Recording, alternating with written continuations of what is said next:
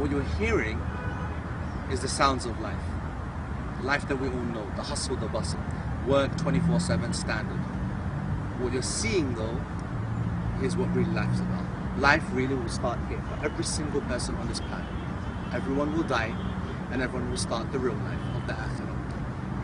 But the amount of knowledge that Muslims have concerning the process of death and the beginning of this life of the Akhirah, is stunning.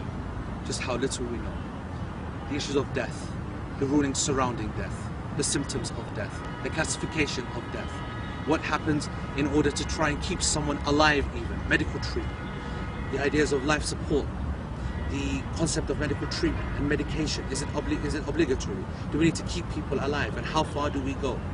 The issues of comatose states, the modern methods of keeping people alive just for the sake of keeping them alive.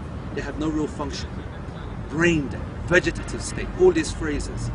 How do we put that into the perspective of the one who saves a life is like the one who has saved all of humanity? How do we marry these principles together?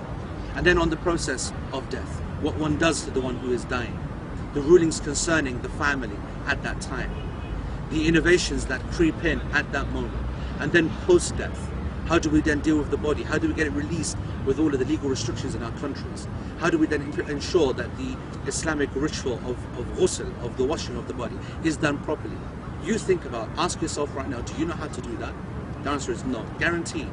You are going to be desperately trying to find someone who does know that. You will be calling a person or asking about a person who you don't know about, you don't trust in their religion, you don't know if they have knowledge, but you've just heard that they actually know how to wash a body. Is that how you treat other aspects of your religion? Of course not. This is an area that we must educate ourselves upon. The washing, the funeral prayer, the various ways of praying the funeral prayer. Who prays the funeral prayer? What happens on the way to the burial? The manner of the burial. Look at this grave right here.